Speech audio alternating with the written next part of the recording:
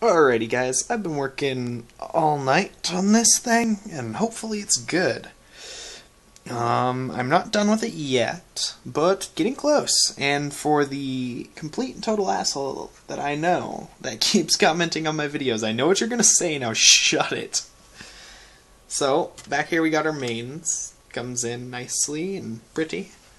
And currently I don't have any heat sinks, I'm just electrical tape.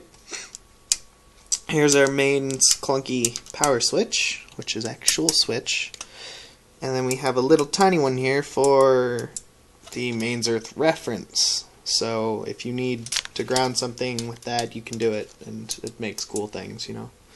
Then we've got a 12 volt, 6.3 to 6.3 on each side at 3 amps. Going out and into this, which rectifies it to positive and negative voltage, which comes out to be about 9 volts actually, because the transformer is retarded and mislabeled. Then I have an LM317 here. I have an LM7305, I think is what it is. And then an LM73 something or other, but this one is 3.3. So this one's 5 volts, this one's 3.3, and this one's whatever the hell I want. And then I have my potentiometer, which I will wire over to this slot. I will soon have 2 USB slots for 5 volts. And then I will put ground, positive, ground, negative there for both outputs. Then we will have 5 volts here, which can go to ground, 5 volts ground. And then we will have 3.3 volts here, and to ground, of course. And then this one, I don't know what I will fill it with, but probably with the negative 9 volt rail is what I'll put in there. So that would fill pretty much all of it. And what I have now is a little sort of demonstration of it. And I'll click the button because it's already plugged in and nice. And as you can see here, we have a nice wavy line. We connect our ground lead to our negative as it's currently floating, and it'll go up. Now if I connect in reverse, which I can do because I'm currently floating, it won't do anything. So if I undo this and we click our button here, I don't know if you'll be able to see it or not, but whoop, I am, holy shit, depth perception. You'll see the sparks. That's coming off because this thing is no longer mains earth referenced. It is now just a mess.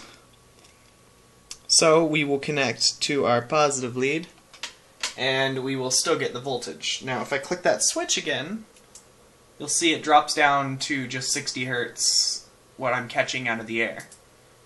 But if you click the switch, it automatically grounds your circuit for you. So therefore, if you're trying to measure the voltage out with your oscilloscope, you can just click that button and it'll snap right to the voltage.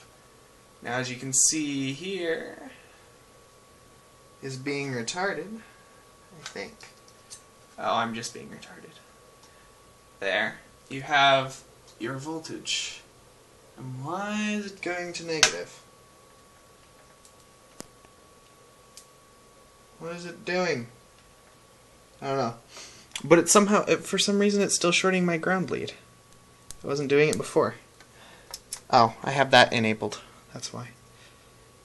That's a one-use thing. So you put this on your lead, like that. And now I can go all the way up to positive around 18 volts, or I can go all the way down to around 1.2 to 1.6-ish. Mine says 2 volts. But that's about it. Now this pot is a little different.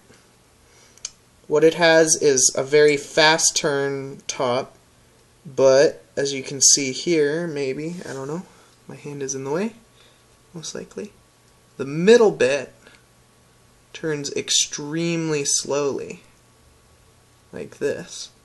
So you can turn the top one really slow and get the center part to turn a lot slower. That's what this bit will do.